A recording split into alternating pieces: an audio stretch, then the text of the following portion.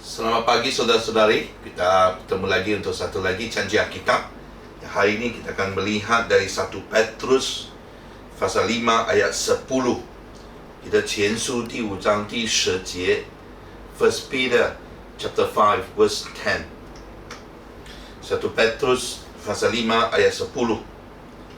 Dan Allah, sumber segala kasih karunia, yang telah memanggil kamu dalam kasih dalam Kristus kepada kemuliaannya yang kekal, akan melengkapi, meneguhkan, menguatkan dan menggugurkan kamu sesudah kamu menderita seketika lamanya.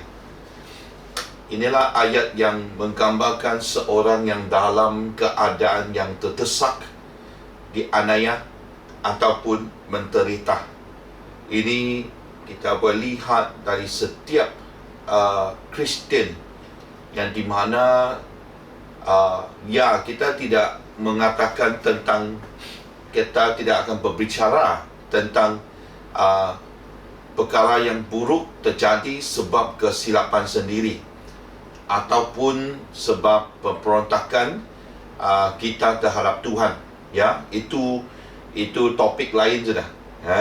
Tapi hari ini kita mau melihat di mana penderitaan yang datang sebab ia merupakan satu ujian ataupun cobaan ataupun satu latihan kepada seseorang, yang dimana penderitaan itu akan membuat orang itu lebih percaya kepada Tuhan, ataupun penderitaan ini akan membuat seseorang itu perasan bahawa selama ini dengan kekuatan sendiri sebenarnya tidak ada apa-apa tu.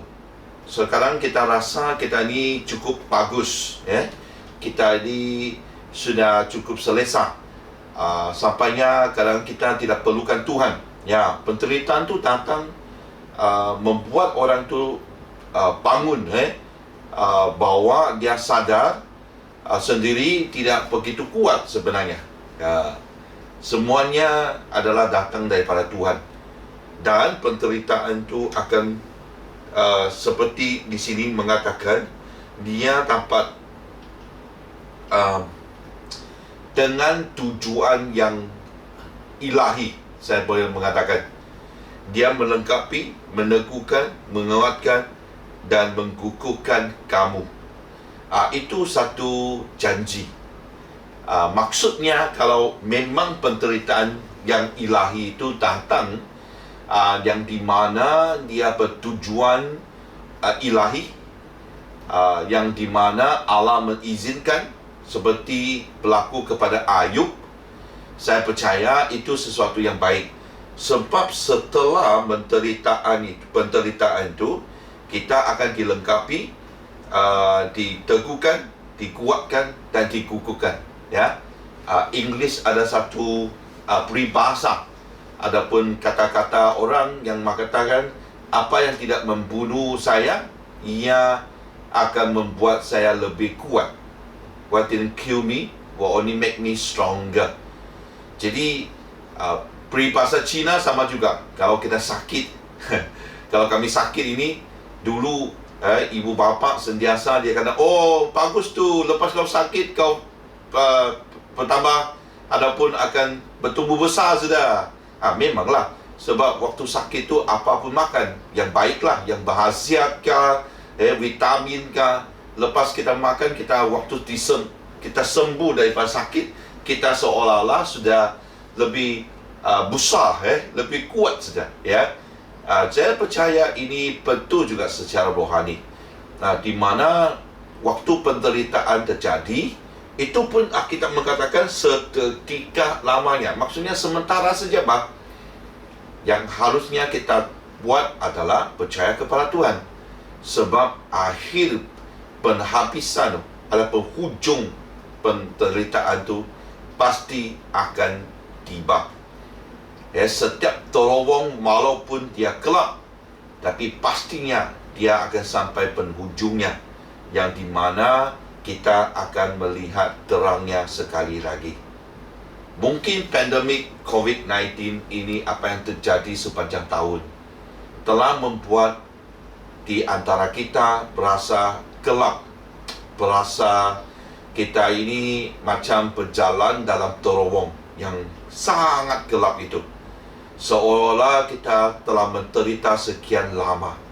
Tapi saya percaya, kalau yang Tuhan mengizinkan dan kita ni masih bersandar kepada Dia, penderitaan ini akan berakhir. Itu pun seketika namanya. Jadi kalau kita memang dalam segala tujuan untuk kemuliaan kepada Tuhan, tujuannya yang ilahi seperti saya katakan, tetap berada dalam Tuhan. Jangan putus asa. Carilah jawapan itu dalam Tuhan dan terus berjalan dengan Dia. Pastinya kita akan melihat bahawa segalanya akan berakhir dan Tuhan akan memberikan imbalan yang dijanjikan ini. Apakah lagi kita boleh melihat bahawa kita akan menjadi lebih dilengkapi, diteguhkan, dikuatkan dan dikukuhkan. Amin. Ya. Jadi saya mentolong anda untuk memperkuatkan iman anda. Khususnya dalam tahun yang akan datang. Kita ni 2 hari lagi kita akan menjejakkan kaki kita ke dalam tahun 2021. Apapun yang telah terjadi, ia tidak boleh diubah. Tapi kita boleh buat satu perubahan dalam tahun yang akan datang.